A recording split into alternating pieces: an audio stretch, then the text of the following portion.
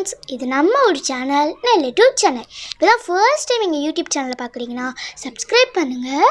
அப்படியே பக்கத்தில் உள்ள பெல் பட்டனையும் கிளிக் பண்ண மறந்துடாதீங்க. வாங்க இன்றைக்கி நம்ம என்ன ரெசிபின்னு பார்க்கலாம்.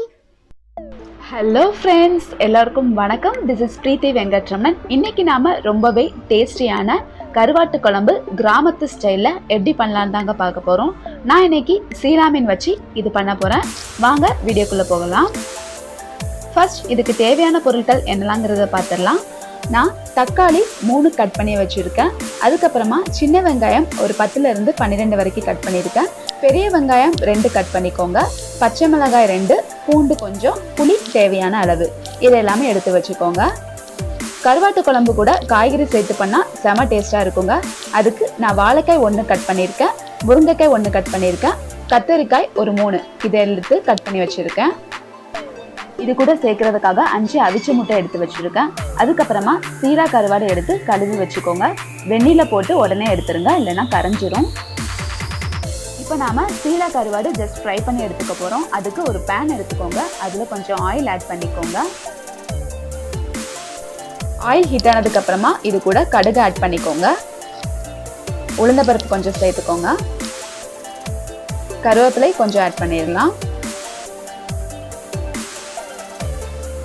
இது நல்லா பொரிஞ்சதுக்கு அப்புறமா இது கூட ஒரே ஒரு ரெட் சில்லி ஆட் பண்ணிடலாம்.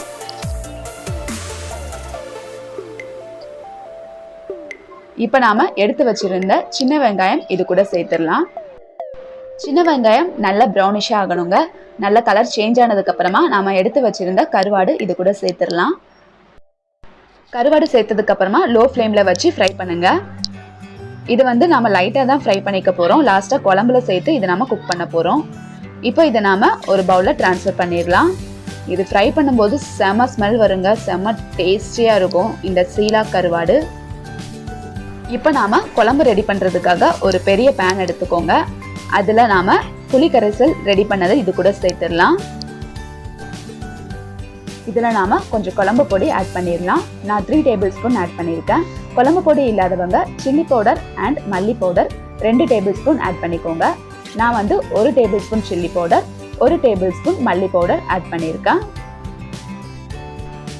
இதை நல்லா குழம்பு பதத்துக்கு மிக்ஸ் பண்ணிக்கோங்க.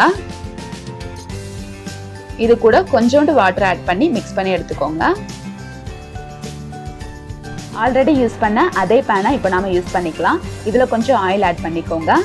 நான் நல்லெண்ணெய் ஆட் பண்ணியிருக்கேன். இப்போ நாம இது கூட வெந்தயம் ஆட் பண்ணிடலாம். வெந்தயம் நல்லா பொரிஞ்சதுக்கு அப்புறமா கிரீன் சில்லிஸும் பூண்டு இது ரெண்டையுமே சேர்த்து நல்லா ஃப்ரை பண்ணிடலாம். இப்போ நாம இது கூட கொஞ்சம் சின்ன வெங்காயம் ஆட் பண்ணி நல்லா ஃப்ரை பண்ணிடலாம். அதுக்கப்புறமா பெரிய வெங்காயம் கட் பண்ணியிருந்தோம்ல, அதில் பாதி இது கூட சேர்த்துக்கோங்க. பேலன்ஸ் நாம அரைச்சி எடுத்துக்க போகிறோம். டொமேட்டோஸும் நாம பாதி ஆட் பண்ணிக்கலாம். ஓகேங்க, நல்லா ஃப்ரை பண்ணிக்கோங்க. இப்போ பேலன்ஸ் வச்சுருந்த பெரிய வெங்காயம் அதுக்கப்புறமா டொமேட்டோஸ் இது ரெண்டுமே சேர்த்து மிக்ஸ் பண்ணி எடுத்துக்கோங்க. மிக்ஸ் பண்ணி எடுத்ததை நாம் இது கூட சேர்த்து நல்லா ஃப்ரை பண்ணிடலாம். அந்த ஆனியனோட ராஸ்மல் போகிற வரைக்கும் நல்லா வதக்கி விட்டுக்கோங்க. இப்போ நாம் எடுத்து வச்சுருந்த காய்கறி எல்லாமே இது கூட சேர்த்துடலாம். காய்கறி எல்லாமே சேர்த்ததுக்கு அப்புறமா ஒரு 2 மினிட்ஸ் நல்லா வதக்கி விட்டுக்கோங்க. ஓகேங்க, இப்போ நாம ஆல்ரெடி கரைச்சி வச்சிருந்த இந்த குழம்பு புளி கரைசல் எல்லாமே இருக்குல்ல, இதை நாம ஸ்டவ் ஆன் பண்ணி கொஞ்சம் ஆயில் இது கூட ஆட் பண்ணி கொதி வர விட்டுறலாம்.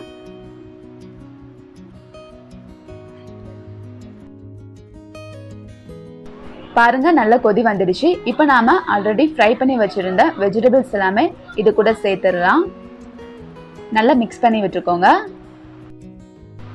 எல்லாமே ஆட் பண்ணதுக்கு அப்புறமா நாம இது கூட வாட்டர் ஆட் பண்ணிடலாம். உங்களுக்கு எந்த கன்சிஸ்டன்சியில் வேணுமோ நீங்கள் அந்த அளவுக்கு வாட்டர் ஆட் பண்ணிக்கோங்க. நான் கொஞ்சம் கட்டியான பதத்தில் தான் கருவாடு குழம்பு ரெடி பண்ண போகிறேன். அப்போ தாங்க ரொம்ப டேஸ்ட்டாக இருக்கும்.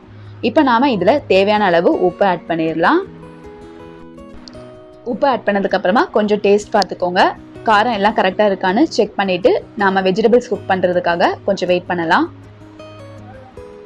பாருங்கள், நல்லா கொதி வந்துடுச்சு. குழம்பு கொஞ்சம் சுண்டி வந்துடுச்சு. வெஜிடபிள்ஸ் வெந்திருக்கா அப்படிங்கிறத பார்த்துட்டு நாம் இது கூட கருவாடு சேர்த்துடலாம். வெஜிடபிள்ஸ் எல்லாமே நல்லா வெந்துடுச்சுங்க. இப்போ நாம இது கூட ஃப்ரை பண்ணி வச்சிருந்த கருவாடு சேர்த்துடலாம். கருவாடு ஜஸ்ட் நம்ம ஃப்ரை பண்ணி தான் எடுத்திருந்தோம். இதில் சேர்த்து தான் நல்லா குக் பண்ணி எடுத்துக்க போகிறோம். ஸோ கருவாடு வேகிற வரைக்கும் நம்ம வெயிட் பண்ணலாம்.